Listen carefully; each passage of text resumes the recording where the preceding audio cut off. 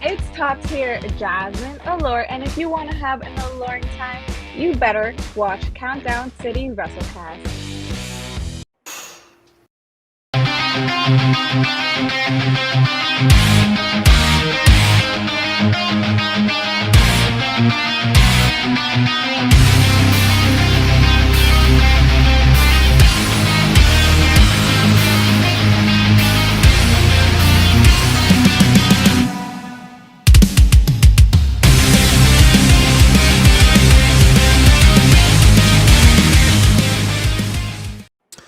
What is up, heels and baby faces? Welcome to another episode of the Countdown City WrestleCast. I'm your host, JC. Joining me this week is I'm not sure why I pissed off Tommy. Why do we have to keep using that damn intro? It's on rotation. And we got Mike. What's up, guys? It's Big Mike here. As we're coming down the train tracks here in 2023. I'm not rhyming, but I must say, even though I agree with Tommy's sentiments now, that's still a great intro and a great liner. She said "and me," and that almost Somehow it rhymed. almost rhymed, even though she can't hear exactly what you're saying. Because what are you doing? Was that like a Hamilton reference? I don't know. And I'm the one who She's enjoying the fact that she doesn't have school tomorrow or Monday, so she's got a 4-day weekend. Wait, what do they got tomorrow off? What is this? Why? Teacher work day. Oh, wow. I mean, the kids That's have also Monday off adorable, in by our the way. district, Yeah. but So, not Friday. yeah. So, Although they're okay. basically going to have Friday off because they're playing the homecoming game right now, and apparently they're crushing home. So Yeah. Oh, cool. Hey, Mike, I thought you would have said 2023. You think you know me? I thought you would have gone. Ah, there you Damn it. go. It's been a busy week. Good job, Tommy. Yeah, Good It job. has. Good job with Thanks. that one. All right. Hey, Sprite. it's not really a Sprite. Okay. It's Go- a Sprite. Go to bed. Go to bed. Love you. Thank you, everyone, for joining us on this week's episode of the WrestleCast. You We're think gonna you know talk- her? You think you know her? Yeah. On We're this gonna talk- day. Oh, sorry. I do want to shout out this little lady who pitched in a game for the first time, got 2 strikeouts, so she did really good. Congratulations. Way to Congratulations. go. Okay, silly girl, go to bed. Good night. No, Yes, I want good. to bake it. Yes, you are. I We're have to gonna. practice my dance. Okay, go practice your dance. Is she gone? Yes. Get out of here. Go, shit. dork. All right. We're going to recap NXT No Mercy, which I must say is one of the best intros of a pay-per-view I've ever seen in my life. Okay, And, I was wondering if we were going to bring that up. We'll talk about it, but Yeah. Yeah. We'll talk all about AEW WrestleDream and preview WWE FastLane, and also talk about what we're going to be called Panic Tuesday in the world of NXT. At least that's what I'm calling it right now. Panic Tuesday is so good. That's It's good. so appropriate, isn't it? Right? Well, obviously the biggest wrestling news, and we could talk a little bit more about it, but we might as well just call it out. Hearing somebody showed up. It wasn't Sexton Hardcastle, unfortunately, but No, you know, yeah, but I believe his twin brother Adam Copeland did show up. So yeah. His lamer brother. his Yeah, labor right. brother. Obviously the music thing is pretty easy to get. He's good friends with Ultra Bridge. Yeah. Uh, I found a clip of him on the Logan Paul show where he told the story about how that happened. Apparently, he was just hanging out with him. He heard the song and asked if he could use it, and like the guy said, "I own it, so sure." yeah. Yeah. Apparently, Beth is the voice at the beginning. Tina was telling me that. Yeah. Beth Yeah. recorded the voice story. I love the note she posted on social media. Yes. Yeah. Babe, going to walk the dog. That's AEW, yeah. So, now obviously with them moving the TNT Championship into the main event, you knew it was going to happen. So, but we'll discuss a little bit more about that. Any other major wrestling news coming out this week? No, that's real. That's really about it. Not that I can I mean, think of. majorly, I think that's it. Yeah. So, local wrestling event wise, of course, Mission Pro. Nothing really major has changed on the horizon. Mission Pro October 21st, River City Wrestling October 22nd. But they did announce a huge match: Maddie Rankowski versus Jasmine Allure for the RCW Women's Title. Wait, can I find what Brandon Oliver was going to call it? Sure. Yeah, Talk about it for a minute. I need to find this post. my thing. Why Why not? Why would Brandon do that to me? It's like he doesn't like me or something. Which now It's that I say it both out loud, women that have been rumored to be He getting. doesn't next- like you. I mean, what are I you mean, talking about? I mean, I agree. You're right. Yeah. He likes your money. Apparently, he's been taking it for almost 2 years. I was gonna say he's been taking it for a long time. Yeah, because yeah. He may not like me. He'll take my $20 as soon as I damn well present it to him. Yeah. Though, that's for damn sure. Yeah. So The one these place you haven't gotten in free to. these two wrestlers. That doesn't happen. Wow. Often.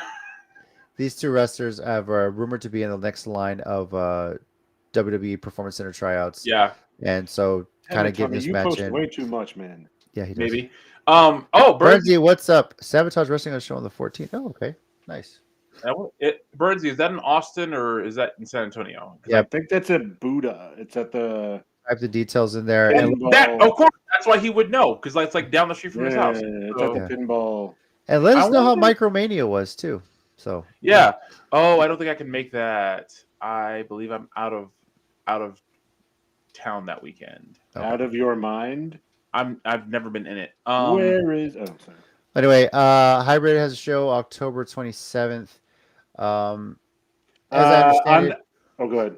As So I this might understand, be what I Izzy was gonna Moreno's say. going to be back on the Yeah. 21st. She'll be back on the 27th. Yeah. And then BOW has a show November 4th, and RCW next show after that is November 12th. So She will be at the hybrid show, and she is getting a match Mhm. for the RCW Women's Championship against Gia Michelle. yeah, And conveniently, Caliente is in Gia's corner because, Yeah. those two have been hanging out all this time. And it's totally not because Caliente just hates Izzy at this point. I You stand know, by what I said at the hybrid show. You What said a could lot she of things. possibly have done? She's had exactly 3 matches.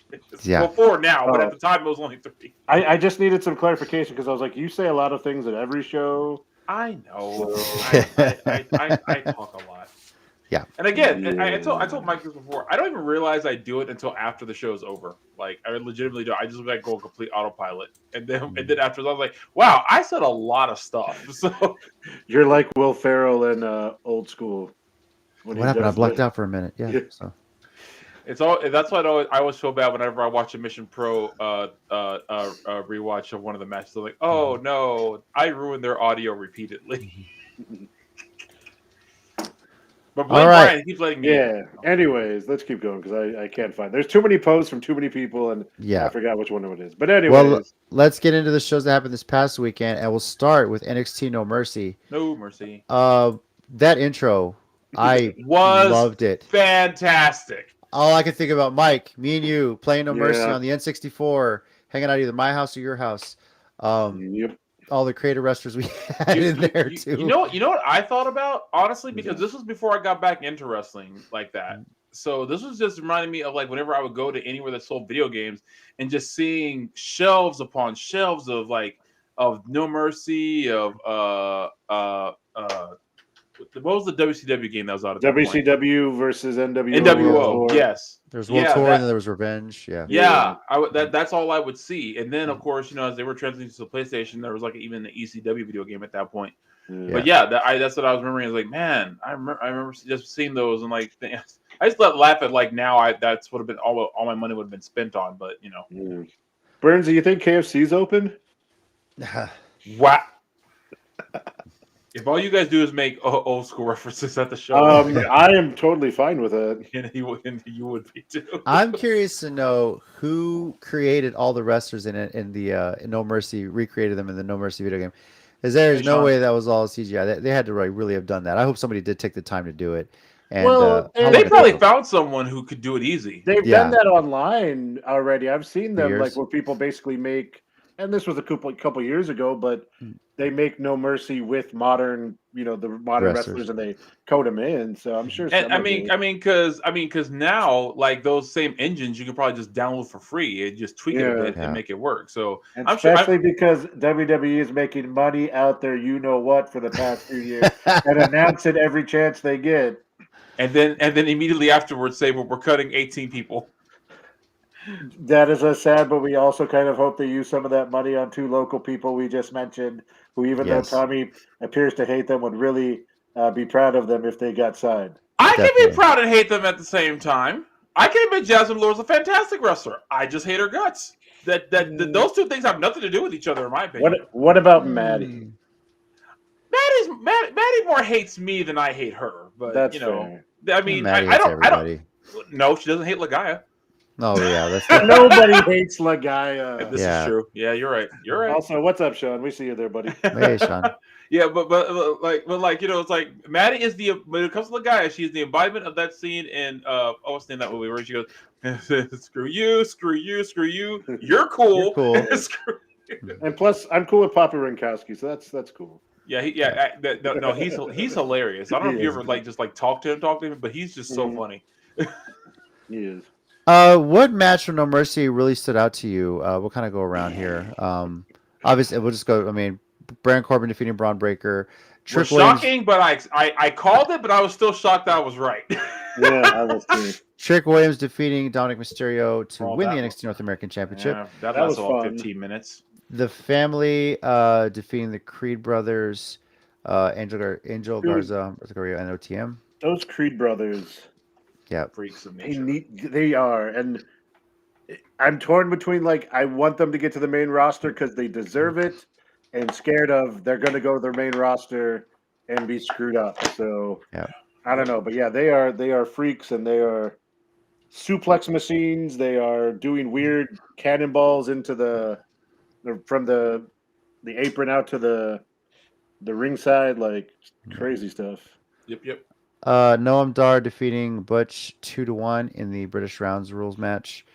Ilya Dragunov, always the bridesmaid, never the bride until this time. I said the same thing. I was Yeah. like, wow.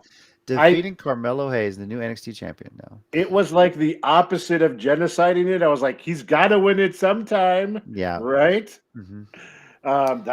Those two, Jesus. Yeah. And then, of course, Becky Lynch defeats Tiffany Stratton in the Extreme Rules match. Those two, Jesus. Yeah. So, Mike, which match stood out to you the most? Because there's a lot.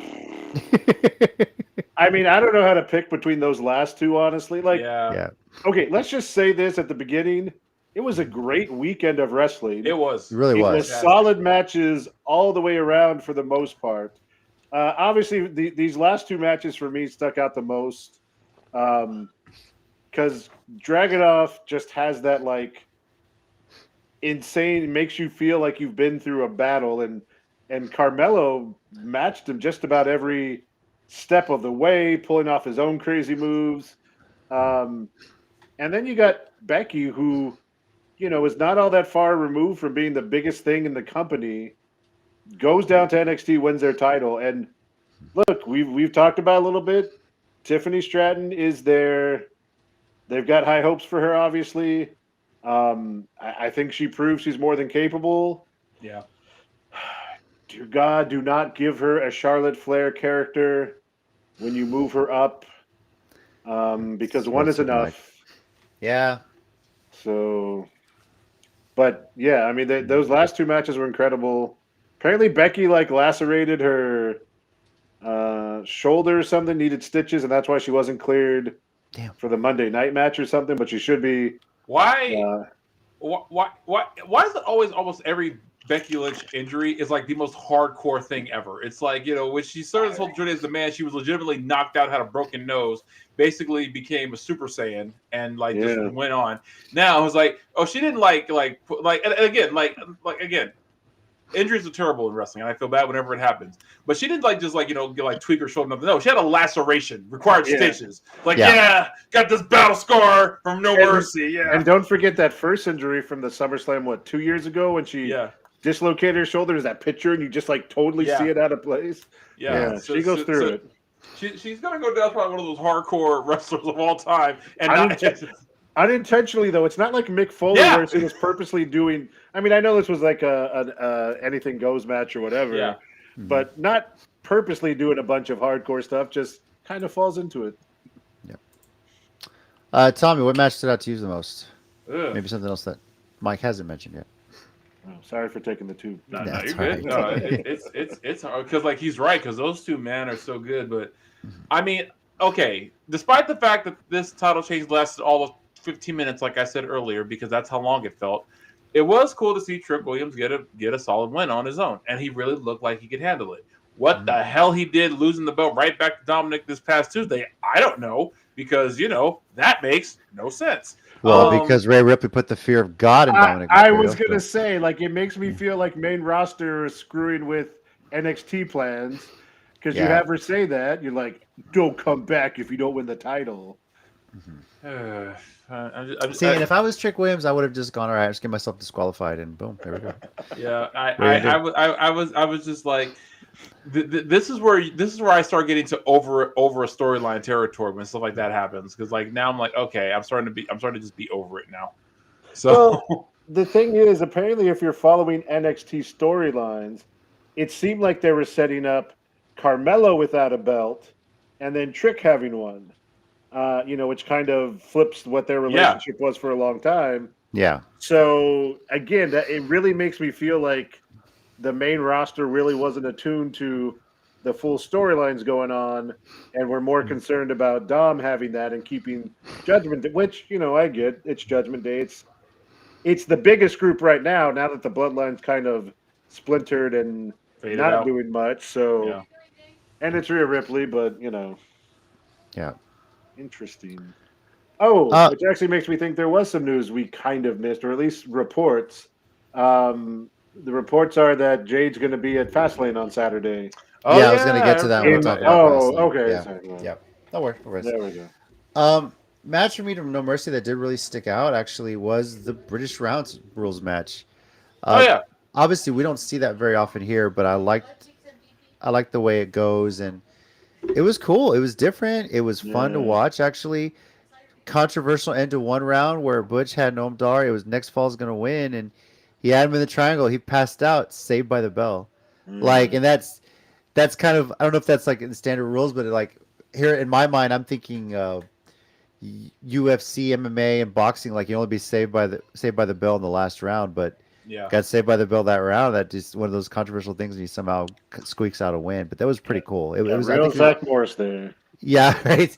I just those matches there are a lot of psychology involved with them, a lot to plan out, and I think that was executed very, very well. So I think that one really stuck out to me from No Mercy for sure. Quick side note, I found this out the other day. There's actually a match from 2017 between Pete Dunne and Will Ospreay from TNT. It's in Europe.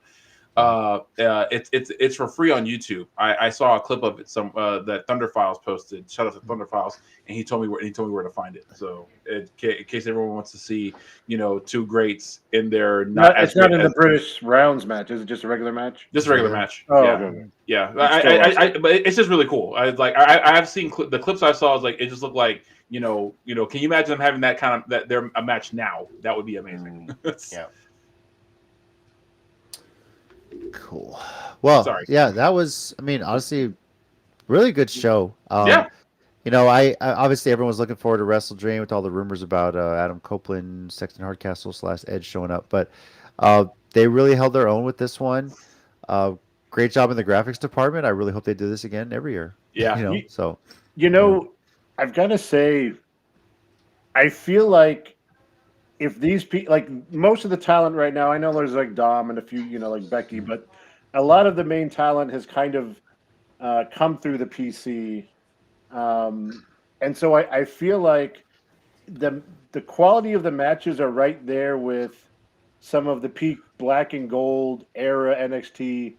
They just don't have the gravitas to their names because they're homegrown and they don't have that kind of indie cred that Gargano had and Finn had when he got there, and Joe and all those people. But they're really good matches, and I know again there's some people that are coming down to the roster, but all the matches overall are really good. Yeah. Well, I think with the people who are kind of like for instance, like with Carmelo. Yes. Sir. He's reminded of the time # Tommy as a kid. I don't know if they remember that from months ago.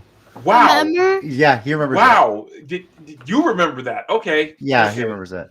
He remembers everything. He's very good. Apparently. That was funny. Okay, good night, buddy. The Tommy as a kid thing. So, all right, get some sleep. Okay, love you. All right, Love you guys. Man, All even right, anyway. JC's kids throw shade on me. Jeez. Yeah.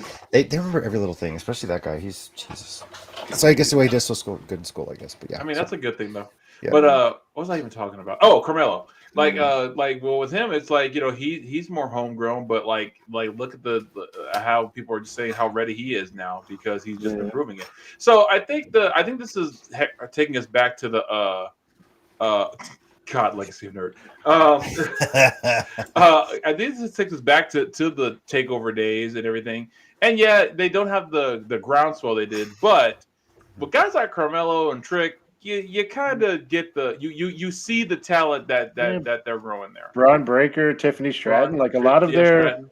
their more homegrown PC talents are coming into their own. Yeah, which is a good thing. I mean, Yeah. nothing wrong with proving that their performance center system works. It's just a matter of letting them wrestle there long enough for them to prove that it works and not fire them in 6 months.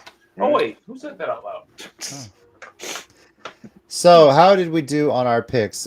Mike went 3-3, and myself and Tommy 4-2 for No Mercy. So Not bad. Yeah, not bad. now time for our WrestleCast ratings: 0 to 5, 5 being WrestleMania 17, 0 being December to Dismember. And for you guys watching, feel free to comment. Let us know what your rating is from 0 to 5 for No Mercy. Mike, we're gonna start with you. What's your rating for No Mercy? I'm gonna go 4.5. Okay. It was a really solid show. Like I said, not really bad matches. Again, kind of akin to when we talked about Takeover, and it was like there wasn't a bad match. It just didn't live up to other takeovers. Yeah. I do think they're capable with the talent they have of like pulling off a WrestleMania style, not like that big of number of people, but like a quality show where it's like people are talking about it for a while. I think they're Okay. capable of that with the talent they have. So it's one of those things where, you know, I want to give it some room because I do think they could do even bigger and better than what they're doing, which is saying a lot, honestly. But Okay. So 4.5 for Mike. Me, I'm on the same lines, but I'm gonna go 4.25. The Dragunov, I'm very happy. It's always brides but never bride, right? It's just like gonna kill my argument. This guy's just putting people over, But it was a fun show. It was a good show. I think the 4-way just had a lot going on. There's so much to keep up with. It was just like, Yeah. just keep it just a traditional 2-on-2 would be kind of nice. But I do think it was good to have Baron Corbin and Braun Breaker start the show. That was very well done. So it's just see where they go from here, Sue. But have you seen 4.25. the Braun Breaker Wolfpack entrance? I have not. I don't remember who had it, but they did his entrance to the Wolfpack music because he came out with that. It's pretty funny. I can already imagine. Yeah. All right, Tommy, what's your rating for No Mercy? Yeah, 4.5. Kind of the same reasons both of you. I just want to. I really do think they pulled off a really good, solid show. So yeah, 4.5. All right. Let me load my. I have to edit this thing for it. What Daniel? Damn. What did he say? What did he say? By the way, you know what? We didn't even. Maybe we can talk about this a little bit later. But is he still high from this weekend? Okay, Cadavercon was a little crazy. I ain't gonna lie. We could talk about it, but in the meantime, What? No Mercy overall rating 4.4167. Like So we say, what happens at the con stays at the con. Yeah. apparently I heard some stories. Yeah. It got crazy. Oh Jesus! I All don't right, think 3.6. we're not gonna take that into account. Oh, but now I gotta know, why does he like that number? I don't know. Burnsy 4.5 for me too. Nice. Bernsey. Yeah. Now you mentioned earlier Tuesday Night Raw. I'm calling it Panic Tuesday NXT because obviously, and we're going to talk about WrestleDream in a moment here. We know the big news. It's everywhere. Adam Copeland has shown up. They set up his first match against Luchasaurus. And with the Major League Baseball playoffs going on and TBS is broadcasting them, they have to move Dynamite from Wednesday to Tuesday. I believe it's this week only. Double checking that. Yeah. But and so it puts them head to head with NXT. AEW announced what matches they're going to have. They're calling it Title Tuesday. And so WWE's like, well, Let's open the doors, right? Paul John Heyman's going to Cena, be quick, there. get to Suddenly, NXT. Carmelo Hayes is a Paul Heyman guy. Cena's going to be there. I believe I saw it right. Asuka's wrestling Roxanne Perez. Yes. That's Now the match I'm looking forward to. now that'll make me watch both for sure. I was Yes. like, all right, WWE, you got me. You got me on that one, damn you. But okay. Yeah.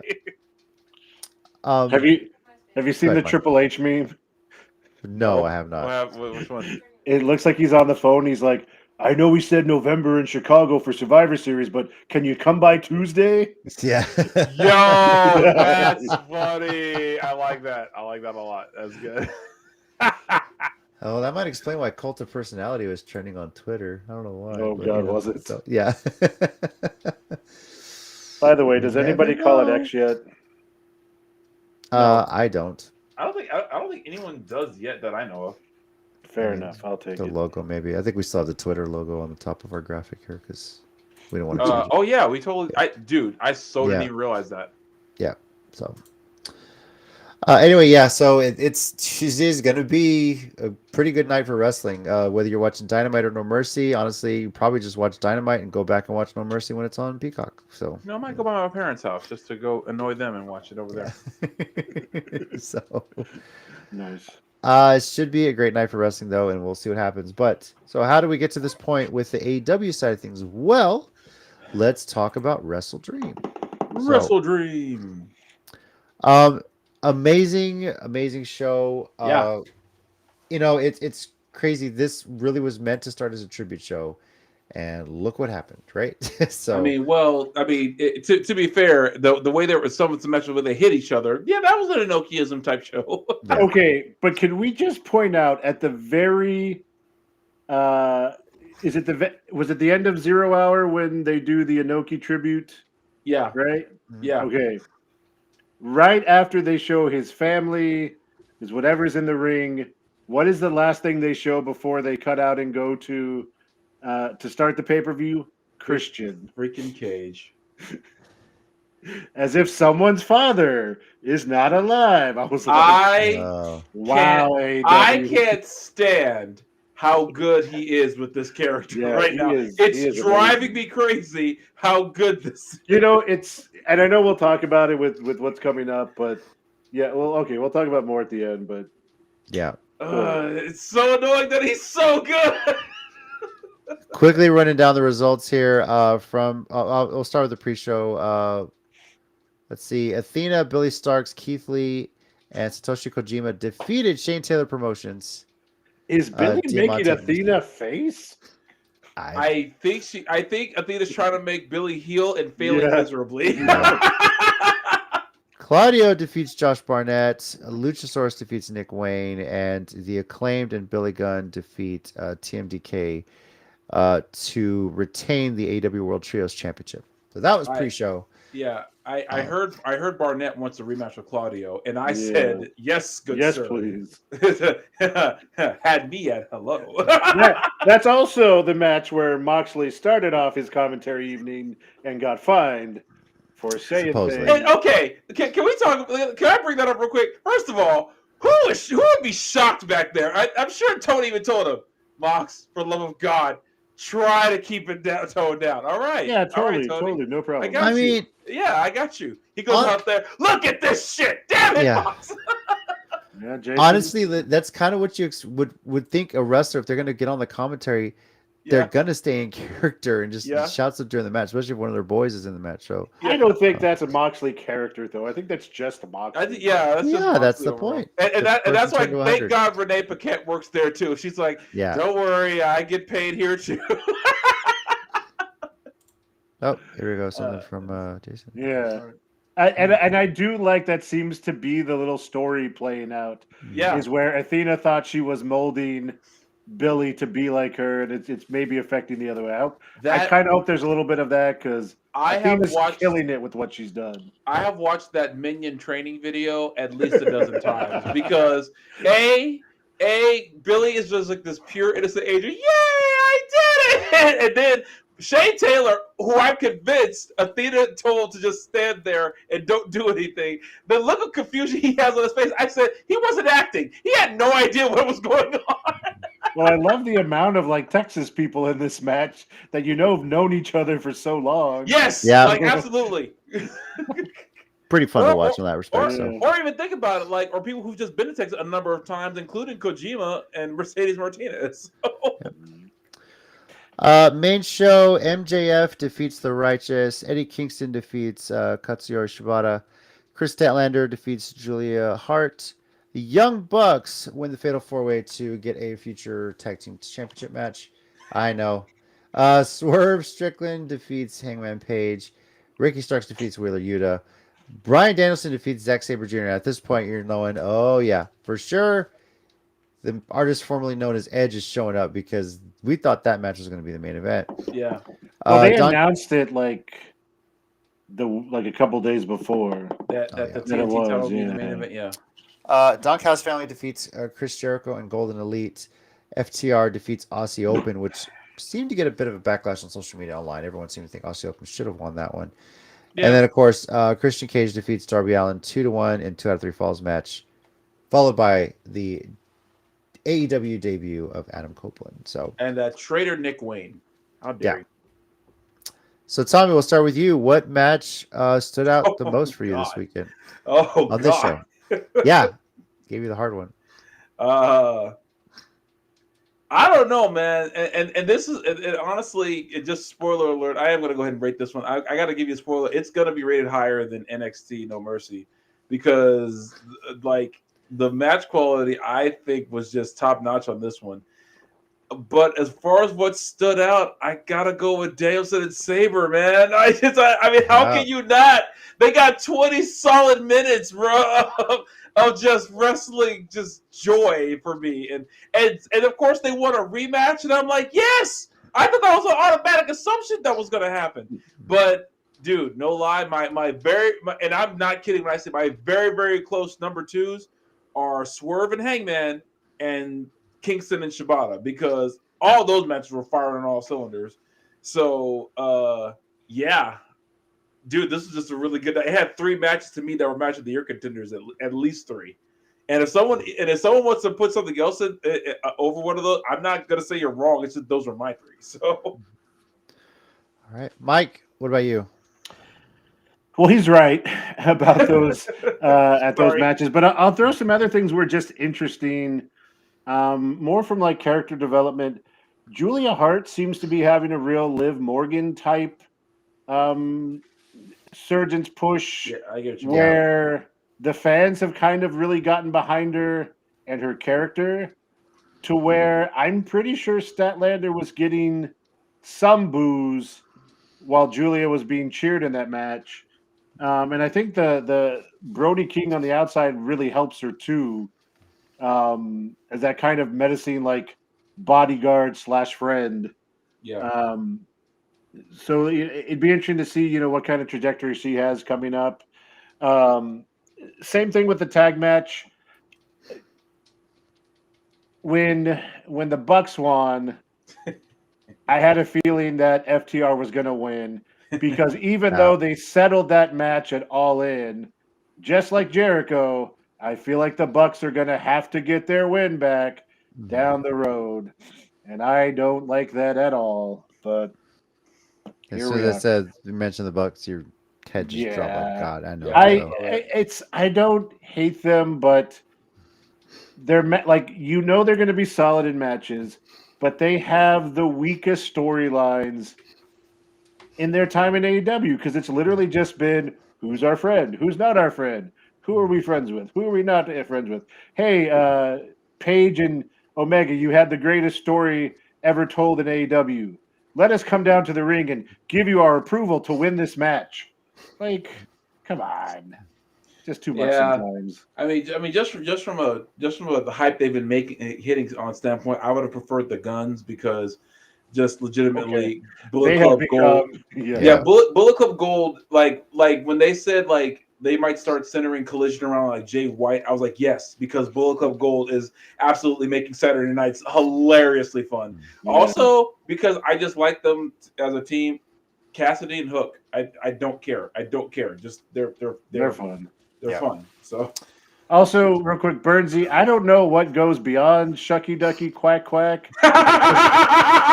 I think Danielson Saber deserves whatever goes beyond that. Because whatever's over Shucky Ducky Quack Quack, that's what they deserve. Yeah. And again, like we talked about earlier, Nigel like just totally going heel against Danielson, and Mox just kind of like, oh yeah, he could be in danger there. He could be hurt. Man.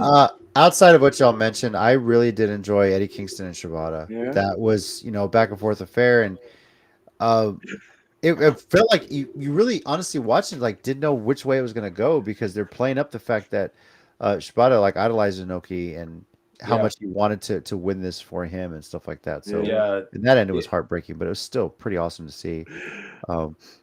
I want to say some other things too. Best Jumbotron graphic is definitely the Don Callis family because that Last Supper Photoshop was hilarious. Don Callis is going to hell. Yes. Just. I mean, besides the other stuff, Don Callis is going to hell. You're not wrong. I mean, it was still entertaining. It was. He's going to hell. That's where he's going. He stamped his ticket, and he knows he's going there. The way MJF is calling his shot with a power slam. I love how he just gets the crowd into that. But okay, I gotta say, the Max Caster MJF backstage promo stuff, we need more of that because that is so freaking hilarious. The fact that we finally got it on TV, is just awesome. Because if you followed Caster for the last since AEW started, he really has been thirsty tweeting Max for years. Oh no, that was and to the point where I'm like, okay, dude, I know Bo is you can say if you are too, dude, it's okay. It's all good, man. No one cares. It's all good, bro. Or is it just MJF that turns you on? My god. I don't know if it's a good or a bad thing, but I feel like that's almost a trope in media where there is like one person who's gay and one person who's not, but the one who's not acts more over the top stereotypical than the person that But you know what I mean? I know what you mean, but I also feel like Bowens puts him up to it most of the time, so he can laugh his ass off camera. I feel like whenever that happens on social media, Bowens just going through his phone telling his husband, "Hey, babe, check this out. Check what Max is doing to Max. Babe, check this out. It's so funny." And honestly, and then I bet this past when they were on screen, Bowens had to probably leave the well, they did. They walked out the door, so he was probably behind there cracking up. But I love that Caster is just so comfortable in himself. Yeah, that, he just totally goes into it because it's too funny. And I love it. It is. It's hilarious. It's so great. Yeah. Just an overall entertaining night, and at this point, I feel like any match Bryan Danielson is a match of the year contender because he's just gotten a resurgence in his career. It's amazing. So, Tommy, I think you saw it, but you saw that guy who, so MJF quote tweeted him because he apparently went on some long rant about how Bryan Danielson is like a cancer in AEW, and the worst signing ever, whatever, because all he does is have handpicked dream matches and he doesn't tell stories. And MJF retweet or quote tweeted, it was like, look, I found the dumbest MFer alive. And I think he I think he had to take it down a little bit later. But I'm not even going to mention this person because no need to give him credit. But I did go look just to see what his posts were. Yeah. And it's literally he doesn't tell stories. He just wants to have these matches. He's so they created a belt for a show for him. I was like, what are you ranting about? Well, look, whoever you are, it was called WrestleDream. Yeah, it was a dream match, and everybody loved it. Yeah, that's the point. It was a dream match. But number two, he doesn't tell stories. He does tell stories. Maybe you just can't read. Okay, it's not. And hold on, it doesn't tell stories. I'm sorry. He was the Planet's champion for a solid year with a wooden title belt. Well, and no, you're right. But go ahead. I was gonna say, and not only that. Bryan Danielson has proven he can tell stories for years now. Now he is in his I want to have the matches I want to have phase of his career. And thank God he is, because I wanted to see him in Okada for about, when did Okada start wrestling? 2012? Or when he came back as Rainmaker? Yeah, so okay. He's in his I want this match phase of his career. Okay.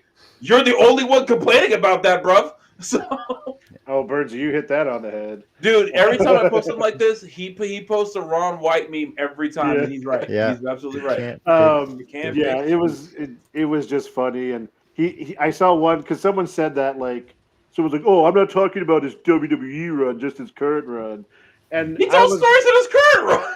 Yeah. I was like, do you not remember the trajectory of Blackpool Combat Club, where after Regal left, we thought they were like breaking up and dissolving. Then he came back and we're like, nope, let's kick the crap out of people and beat everybody up. Because he was first. Because at first he was kind of at odds with the group because they were, and then because he was going after MJF for everything. But then they just decided, you know what? Let's just beat up young guys for a while. They Suzuki'd their entire crew. And you just said, yeah, do it to other people too. He's like, they said, let's beat up young guys, Yuta. Other young guys. I even love that part of the Blackpool Combat story where Yuta's like, they beat me up every day, but I get back up. I love that. He was talking with Ricky Starks and stuff, which was another solid match, of course. Yeah. It really was. Dude. Obviously, Mox on commentary for that one too. Yeah. It's so funny that match was so good. It just got lost in the shuffle of like the other good matches. So. Yeah. Well, I mean, honestly, as great as this show was, it did get overshadowed a bit by the debut of Adam Copeland. Yeah. And obviously, it was main event. Christian Cage had won. Great setup. Beth Phoenix does the Think You Know Me. Mid-League's Alter Bridge, and just the same pyro almost pretty much too. You know. So, can't trademark pyro, right? And it was very well done. They set up, is he going to do the concerto or not? You know, turns out, hits the spear, and sets it up. I mean, how cool was it to see him shake hands with Sting? You know, that was really cool. You know? Someone pointed out, if we're really being honest, this is the first time in any wrestling promotion, that Edge, I'll just call him Edge for now. Edge and Christian have been set on like the same like level. You know what I'm saying? Like, you know, you've always got the feeling that they've always pushed Edge higher. You know, but this is like the first time they felt like solid equals in terms of like main event status. You know. Yeah. And honestly, what I don't know if you guys saw the media scrum. First of all, shout out to MJF because I gotta give him his props. He actually put the roster over. Of course, he made himself number one, but he said everybody else is good too. So, and have you seen the clip when he says Edge, and then Tony Khan goes, "Whoa," and he's like, "Adam Copeland." Yeah. Yes. but I like the scrum where Christian was up because he actually brought up a good point. He said 6 months ago, everyone said this title was dead. I've had it for 4 months. I said, you've had it for one. I had it for 4 months, and it's the most important. It just made it in a pay-per-view. That's how good I am. I was like, I can't argue with part of the logic there. So. Yeah. He goes with it, right? So I mean, honestly though, he has. This is someone said this might be some of his best work in his entire career, and I really can't disagree. It is his best work. Yeah. Which has me excited to see what Adam's going to be able to do with the freedom he's going to have too. I mean, dude, they did a backstage promo on Dynamite. It was him, Jericho, Renee, and the Canadians. The all Canadian promo, right? So Team Canada, AEW edition. Yeah. And of course, sorry, just real quick, because Omega and the Bucks always have to get in their, not their shots, but like their references. And he's like, "Oh, I had heard you lost your edge." I kept me on the edge of my seat. I was like, Sorry, that's what he said. Yeah. They, either way, they had to work it in. You know, it's still, they had a great time, a lot of fun with it too. So, all right. So how do we do pick wise? Tommy went 7-3, Mike 8-2, and I went 9-1. What did you get wrong? I got what the one we all got wrong. The tag team 4-way. None of us. No one wanted the Bucks. No, wait, none of us. No, you took the Guns, Tommy. I took the Lucha Brothers. Mike took Cassidy and Hook. Yeah. And none of us picked the Young Bucks. Yeah. So. Oh, one other quick thing before we get to our ratings I was going to mention earlier. On Cultaholic the week before, they were joking because they were talking about the Kingston Shibata match. And one of them asked, what's the over-under on how many minutes into the match before Eddie pulls down his straps and wants to do the chop thing? And it was literally like 2 minutes in. It was only 2 minutes in. He did it right off the bat. And I was watching it just kind of cracking up to myself. I was like, Eddie has a thing, but everyone loves it. Well, to be fair, Shibata just likes to kick the crap out of people anyway, so he's like, Oh, sure. yeah. Also, yeah. You think he listened to that show or watched it and then was like, you know what, I'm gonna bet some money on myself, and then just took that, So It's I hope so, 'cause that honestly would with be Eddie hilarious. Kingston, I wouldn't put it past him. I legitimately would not. Yeah. No. All right, WrestleCast ratings for WrestleDream. Again, you guys at home, let us know 0 to 5 what your rating is, and we're gonna start with Tommy for this one. What's your rating for AW WrestleDream? Well, I may be overhyping it, but I don't care. It's getting a 5 from me. Okay. It's I really can't think of a reason not to give it that. Like even the matches that were kind of because I meant to say this. Shout out to the Righteous. I thought that match was a lot of fun, even though it wasn't like the best match of the card, but it was a fun match. And I just think that even like the not so great matches on the card were only not so great because we got Bryan Danielson and Zack Sabre Jr. on a card. So yeah, something had to look bad after that. We're just lucky everything didn't look bad after that. Basically, my point is it wasn't a one-show pay-per-view. It legitimately was not. Like the main event was great too. Like Darby and Christian was legitimately great. Again, got overshadowed by what happened afterwards, but it was a great match overall. Darby continuing his desire to get killed in a wrestling match. Yeah, he won't be happy like unless that actually does happen. So yeah, it gets a Oh jeez, those spots on the steps are so. Yeah, that woof. Yeah. Yikes. Mike, your rating for WrestleDream? Do I get to include 0 Hour? If you want to. 5. If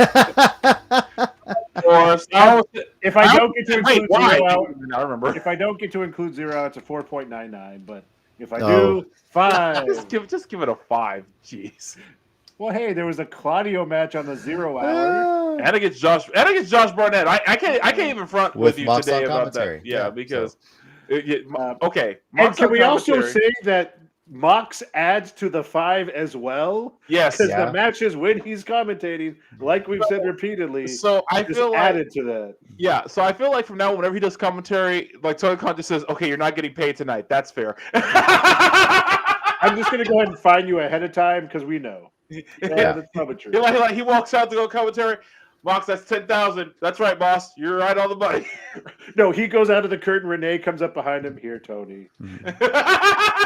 He's like, thanks. He's like, I'm sorry, Renee. No. I married him. I knew what I was doing. This one, obviously higher than No Mercy. It was definitely the best wrestling show of the weekend. I'm giving it a 4.75. It's on the level that I have Forbidden Door, and I have Backlash there at that level too, and NXT Stand and Deliver. Those have been my highest rated shows so far this year, and WrestleDream joins them. Amazing show. Damn it, I'm tired of the Young Bucks winning though. Obviously, it's at that point now, right? So as fun as they are. Which, by the way, I did see a great little podcast or something going on between Triple H, Undertaker, and Shawn Michaels. And Shawn Michaels made the joke that all these young guys have just done a great job protecting his finisher. And they just start cracking up and saying that his finisher has become the new millennial DDT. But anyway, I digress. 4.75 for me. And that, I got to get back here. That brings our overall rating on WrestleDream to a 4.92, which I want to say, if you take out Wrestle Kingdom, because that only had Tommy's rating on it, it ties for our highest rated show of the year, which was Forbidden Door. So, yeah. Yeah, but I mean, it's a New Japan show. That should at least get 6 stars in the Tokyo Dome. So. Yeah. Such a reminder, too, with the media scrum. Christian Cage let the Wrestling Observer have it. Like, how many stars did my match get? And it was so well done. And also, that's what I wanted to mention real quick. Speaking of him and with Edge, because, like, Edge is coming back, and he's just like, and I guess this kind of also goes on to Dynamite, but he's like, yeah, I'm happy to be here. Like, he's just being honest and open, and he's having fun. And Christian is so perfect, staying in character from the previous media scrum to this show in the media scrum to Dynamite. And, at first I didn't know what he said because, of course, it gets bleeped out. Yeah. And I was like, did they bleep out "go to hell"? That's not I thought they did too. I was like, Did you see the uncensored version? Yeah. Well, yeah, I have now. But then I was looking through Twitter the next couple of minutes. Like, oh, that's not what he said. Oh, go Christian. All right. Look, I was the same way. I thought, why would they believe go to hell? Like that doesn't make that's not that. Oh, yeah. He said the naughty word. Christian, ironic name at this point. Yeah. Right. So okay. So by the way, I don't know if you guys saw this, but after like Christian runs out of the ring and everything, and he's like backing up, and Edge is shaking hands with Darby and Sting. Christian has a smirk on his face. Now, of course, you can interpret it as the heel smirk, like, yeah, I'm going to destroy him soon. But I'm like, no. He's having the time of his freaking life because his best friend is in the same company as him, and they are probably going to have their last match against each other. He's ecstatic right now. Yeah. He's having the time of his day. And it's a 4-year deal for Copeland? Is that what I heard? That's what I heard, too. Yeah, I think so. Well, he said he's going to be here a couple years. Yeah. Well, he did confirm. He did confirm it's not a part-time deal either. So yeah. And also think about that. You got guys like Darby and Nick Wayne who are going to be around him a lot. So I mean, imagine how much better they're going to be now. Did you guys hear what Darby said to Edge to Adam after they talked? Yes. Yeah. Did you hear it, JC? I don't think so. No, I didn't hear it. No. Apparently, Adam was talking to Darby and said, "Don't worry, I'm not going to be one of those guys who said like back in my day, this, that, and the other. Don't worry, man. I'm right here with you." And then Darby said, back in your day, you speared each other to flaming tables. I like your day. Yeah. Also, Darby Allin versus Adam Copeland flaming table match. Oh, okay, God. Right? So, God. Don't both do it. Don't tempt them. No, I think Beth was like, no. I'm not going to do that this time. Now look, they'll be there if Nick Wayne and Darby do a flaming table. She's like, okay, you can watch them do it, but you can't. Yeah. One little thing, though, if there is something to criticize about AEW, because they do this sometimes, is they have too many big things right after the other. So I think we kind of lost the fact that Nick Wayne turned on Darby at the end of that match. Yeah. Which was somewhat significant, and his mom was even mad at him at ringside. Yeah. Mm-hmm. And they do that a few times where they pull a surprise, and then they pull a bigger surprise, and you're like, whoa, too many surprises. But, like you said, Nick Wayne being around those guys. And it was about a year ago when we got, Adam Cole debuted. But then Bryan Danielson right after. It was like a year or two. And the one you forgot was Ruby Soho debuted earlier that night. And then you got Cole and Danielson right after. Yeah, you're right. But they do that sometimes. But, Yeah. Trying to upstage themselves. Yeah, for sure. All right. Well, let's move then into our show that is happening this weekend. WWE FastLane. And if I'm not mistaken, not Roadblock, not taking place before WrestleMania either. Right. So, people might actually enjoy this one. Only 5 matches on the card, but with the Screen Actors strike, John Cena had some time, so he's being involved in this match. Yeah, how that works out too. So, how about that? Yep. So let's go with what we have on the card here for this one. Starting with the LWO versus Bobby Lashley and the Street Profits. Mike, where are you going with this one? It's really hard for me to pick against LWO, and as your wife used to say, against Mirasa. But well, yeah, that too. Yeah.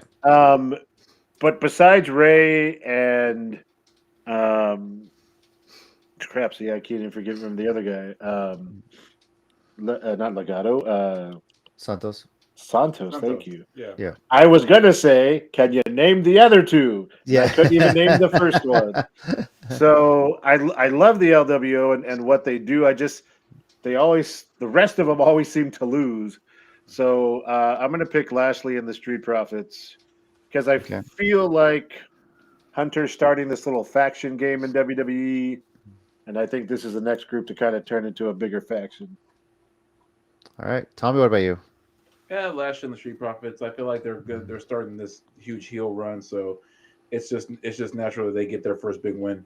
Yeah, I'm gonna agree with you guys. This is honestly though, I think it's actually a pretty good stable too. So it's almost a match you didn't think you needed, but it kind of works out. So all right, John Cena and LA Knight teaming up against the Bloodline. The Bloodline, of course, this time being made up of Jimmy Uso and Solo Sikoa. Tommy, where you going with this one? You know what? I don't like the bloodline. John Cena and LA Knight. Mhm. Just for literally that reason, I don't like the bloodline. I am admitting my bias, fully admitting that I can't stand the bloodline, and that I am a diehard LA Knight fan. Have been for a while. I'm influenced, and When have you not ever declared your bias? I have let it not influence some decisions on the show. You know I have. Mhm. I legitimately have before. But in this case, no, my bias is entirely controlling this Cena and Knight. Fair enough. Same for me, Cena and Knight. I mean, it's one of those like Cena now feels like the celebrity you bring in for the show, and teaming with LA Knight, it's actually a pretty good mix. So I'm gonna go Cena and Knight. Mike, what about you?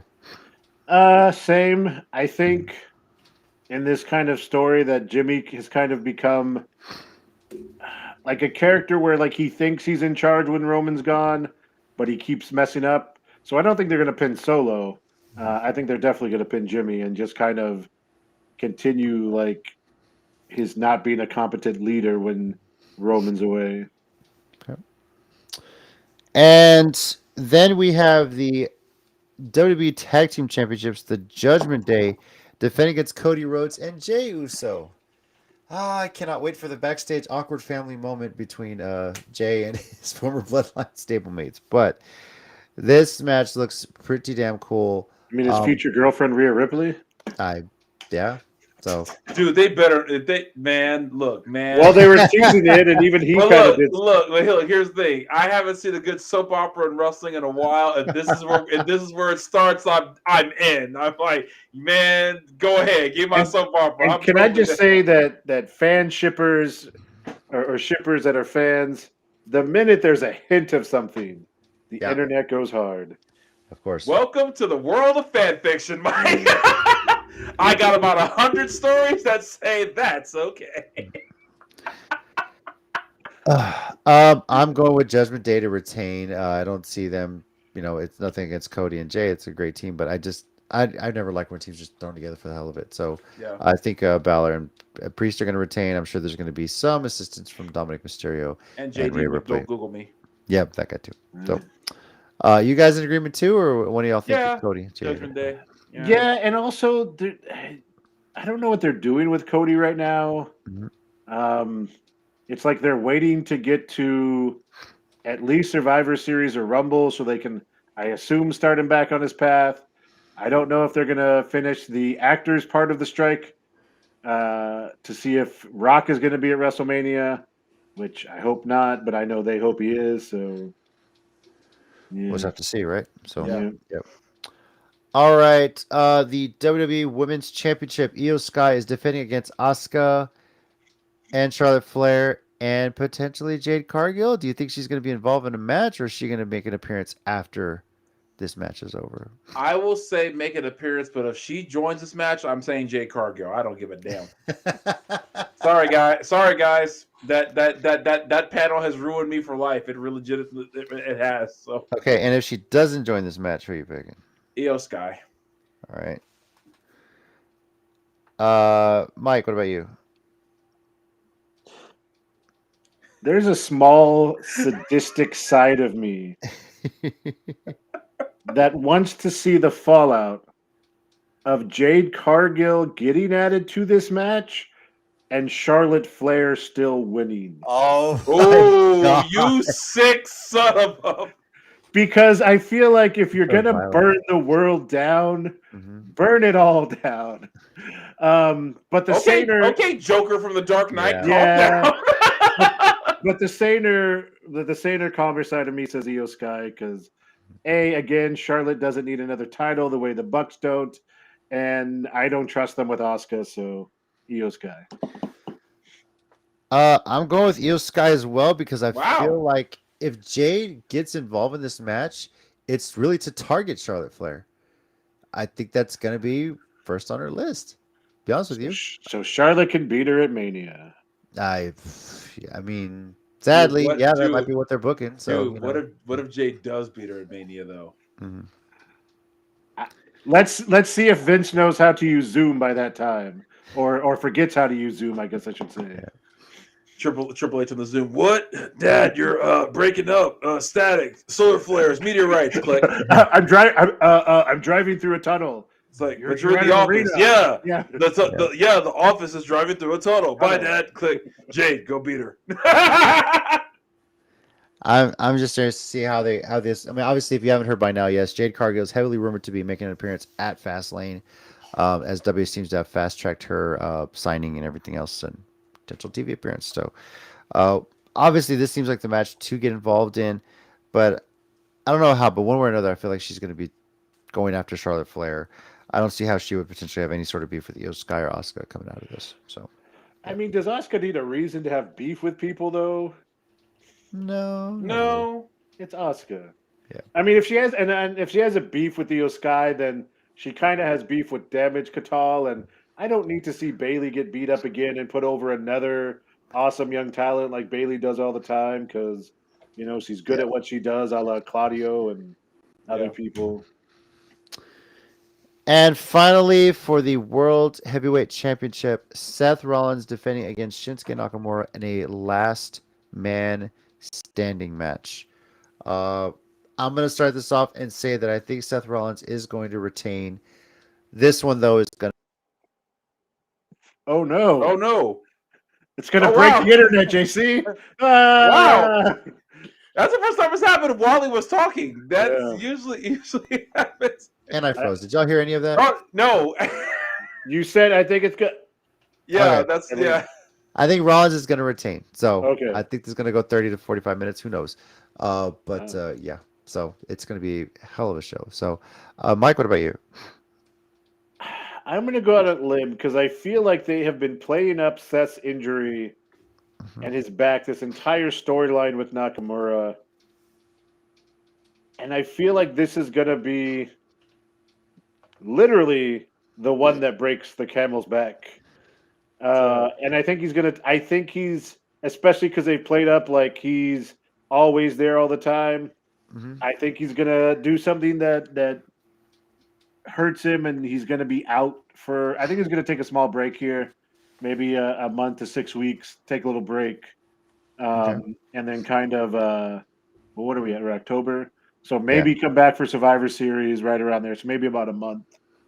But yeah, I think Nakamura is going to win this one because he needs a title reign too at some point. All right, Tommy, which way are you going? Nakamura, because of bias. I'm not wearing it now, but I wore a Chaos shirt all day today. So Nakamura. Nice. So in the mood, yeah. So yeah, I actually there's another Chaos shirt I want to get. I just haven't got to get a Pro Wrestling Tee because every time they have a sale, something else comes up. But yeah, yeah. Oh yeah, I think I did hear that. Jason said Jake's going to Raw, so maybe she'll beat up Rhea Ripley. That could be interesting. I think mommy. I think I asked this in the chat, but I don't know if the space-time continuum can handle those two going at each other. I would be okay if it tried, though. What do you find out, right? So we may fail to exist after that match, but sure. What a better way to go out! Like seriously, that's like the peak of humanity. Okay, you're not wrong. Yeah, there you go. All right, WWE FastLane, Saturday, October 7th, 7 p.m. Central Time. I believe the pre-show, if there's one, going to start at 6. It's from the Gamebridge Fieldhouse in Indianapolis, Indiana, and it is available to watch on Peacock. So, if you haven't already, get subscribed. Check it out. Should be a fun show. So, and with that, we're going to move into our 1-minute warning segment here. Mike, you got something this week? I do. All right. Okay. Ready and go. So luckily, just in the nick of time, I found the post I was talking about way back from the beginning of the show. Because there's RCW posts, there's fans of RCW posts, there's Brandon Oliver posts, and then there's us reposting it. But I found it. Brandon Oliver is calling the Jasmine versus Maddie Renkowski that you should see them before they move up and on, because a year from now, I expect them to be on a much larger platform, if you know what I mean, match. Is that too many words? It isn't, but I say, or it is, but I say put it on a shirt anyways, because there's at least 10 of us that'll definitely buy it, because that's what we do. Brandon knows buy his shirts. But again, and this both locally and in a bigger picture, we've said this, and Tommy, you've been railing about this for a while. But goddamn, wrestling is so fun and awesome right now. That was an awesome wrestling weekend. The 21st, 22nd with that SmackDown on Friday is going to be another one. Enjoy it. If there's stuff you don't like, don't worry about it. Ignore it. Let it exist and focus on the stuff you do. Because there's a lot of good stuff going on right now. Good stuff. Yeah, you're not wrong. That's like legitimately get mad. It's like, well, I don't like AEW, then stop watching it. Right? I don't think Tony Khan misses you at all. Too much good stuff to focus on the stuff you hate. Yeah, For sure. But Tommy, the box, get some this no, I'm just kidding. I don't think I do. I think I'm good this week. Okay. Was New Japan off this week, or Destruction isn't until this coming weekend, so that's when I like. That's what it is. Yeah, but I think I'll have words after that show, though. Believe me. Well, for my 1 minute warning, I do have a suggestion to potentially save John Moxley a lot of money in fines. Because let's be honest here, everybody wants to see him commentary more. Yes. But obviously, you want him to commentary with no filter, let it all fly out. Don't just break the TV 14 rating, right? Isn't AEW supposed to be on Max pretty soon? Didn't they sign that? Oh my God! Let's just be honest here. You can just call it Mox on Max. # Mox on Max. Give him the alternate commentary for every single Dynamite show or any match, any pay-per-view, and just flip the audio that you want to hear. You can hear the regular commentary. You can hear Moxley's commentary. I think it's a great way, a nice little series, or just give Moxley random clips and have him comment on them, a la Snoop Dogg and Kevin Hart when they were watching the Olympics. I'm just saying it's really to be funny. a great series. Mox on Max. Check that out. If they come on, Max. It's right there. Then it's in the name. Just do it. That'd be fun. I mean, but if that happens, then that means that if they do that, then he has to start like commentating on like different like movies and stuff. Like I want to see Mox commentate like action fight scenes, like in The Raid or like Jackie Chan, Jet Li movies. Just say, "Holy shit, that was a cool kick!" Yeah. Damn, wish my legs could do that, but they can't anymore. I've done too many things. Also, just to call back to earlier things we talked about, I think Max Caster might be like, wait, what are we doing? Tell me about this. Yeah. Mox on Max, you say? I'm listening. You mean I can commentate on every single MJF match there's ever been? You had me at hello, sir. Oh, I'm not the Max you're talking about. Okay, but let's... Yeah. Mox commenting on Max's match. Yeah, that'd be fun. On Max's Max. Yeah. scissoring's not an easy thing. I mean, that's something you got to learn.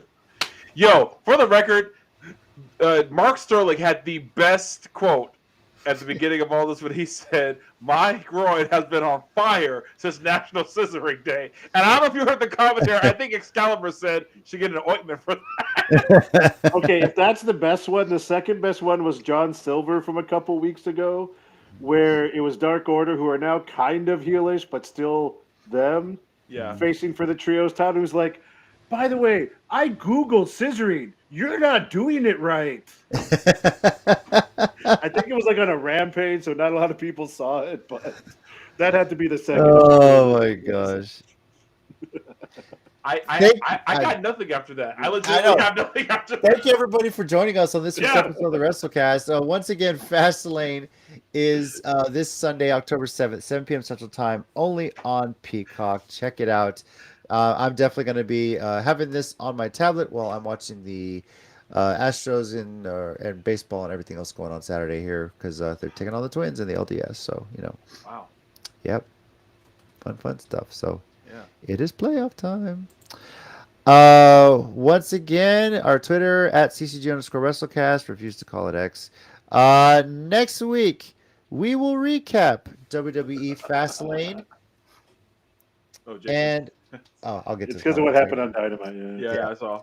We'll recap Fastlane and see what else gets announced because a week after that, we'll be talking all about Bound for Glory, and everything that is getting added to that, as well as the Fallout. The Fallout 2 is shaping up to be a hell of a weekend for Impact Wrestling. So definitely better than Raw after Mania. Yeah. Well, let's hope someone doesn't decide to show up and ruin it. No. Scott D'Amore only makes things better. Oh my gosh, here we go. Yeah. Shouts to Hey. We'll stop Yeah, him when he's when they showed that, stop him when he's wrong. yeah. when they showed that vignette the first time, I was like, "Wait, am I not supposed to be hearing it?" And I was like, "Okay." Production stuff, it happens, right? So, Yeah. yeah. Anyway, thank you again, everybody, for joining us. We do appreciate it as always. Thank you, everyone who took part in CadaverCon. Tommy, I saw that you had a blast. So Yeah, I still haven't posted all the pictures from, but yeah, just a real quick thing. It was The lots of ones fun. you can post. Yeah, right. But I did meet a couple of wrestling fans and told them they have subscribed to Countdown City Geeks. If you guys are watching or if you're watching later, thank you so much. I appreciate it. A really cool Bray Wyatt cosplay was there, and it was so I got to talk to him for a few Which minutes. version? The Fiend. nice. Yeah, it was. I haven't. It's been a long week, guys. Yeah. So I'm gonna post everything as soon as I can. I don't know if I'll get to it tomorrow or whatever, but I'll try to get to it as soon as I can. But yeah, really cool Bray Wyatt that I saw. Really fun weekend. Meeting the Rangers was cool. Me and Ted did a Geekcast podcast, which got way off the rails because we just started talking Always about. does. We Always started just does. talking about like just old cartoons for like an hour, and like there were people who were like in the crowd. I was like, "Oh my god, you saw that!" And it was hilarious. So That's awesome. That sounds like the best guy. yeah, it was It so fun. I honestly think for a panel who we thought no one would be there, the small crowd we had, they were great. So to that small crowd we had that Saturday, you guys are fantastic. You know Thank what? you so much for we chilling need with us. to we need to convince one of the local wrestling promoters to let us do a live WrestleCast like before or after a show. I'm in for that. Maybe We know people. Let's talk. Yeah, let's talk. But yeah, so CadaverCon, real fun for us. Shout out to Legacy of Nerd, who I think he said he got 100 more subscribers to his Nice. YouTube, and General Kenobi's Nice. Bone Cry. I don't know how many more he got, but I know that there been like our table got like a lot of visits. Like people, especially when we had the giveaways and stuff, people were seriously just lining up and was like just really interested. We actually had like all of us talking to at least one person at one point. Awesome. So yeah, it was a great weekend. Thanks to everyone who came out and stopped by. Drop us a comment on this one or on other videos if you're one of the new subscribers. And thanks to CadaverCon for having us. It was a blast. Hope we can do it again. Yeah, that's awesome. Yeah, Glad and you if did. you're again, like you said, if you're new and you're watching us for the first time, thank you very much for being here. And go back, check out some previous episodes, all the hijinks. Go look at the old stuff that we pre-recorded and posted because that's always fun. Yeah, and a few of the interviews that we have done in the meantime. And Mike and Tommy, you guys are holding it down interview-wise too. So congrats. Yeah, and also if you were local to the Portland Corpus area, there's a couple of great indies that run through there a lot. Gulf Coast Wrestling and Texas Wrestling Cartel sometimes. GCWA. Yeah, so go check those out, and if you do, let us know how those shows go because I know they have Jasmine versus Tessa Blanchard coming up for their women's title at Gulf Coast. So that's going to be something. Tommy really wants to see Tessa whoop her butt. So I mean, you're not incorrect, sir. Not at all. Also want to give a belated birthday shout out first to Tommy's wife Lagaya and to Countdown City Geeks founder Ted, aka Steady. Happy birthday, Steady. Man, appreciate it. I've started the hashtag the CEO of CCG. Yeah. Nice. I did see that. I was nice. Yeah. Thank you for everything you've done. Not only for this, I mean, this is all your baby and you let us be a part of it. And I do appreciate that because the WrestleCast has been so much fun. So thanks for letting us be a part of this. Yep. So, and thank you again, everybody, for joining us on this week's episode. Again, we got Tommy. Thanks, guys. We got Mike. Thanks, guys. Be good to each other.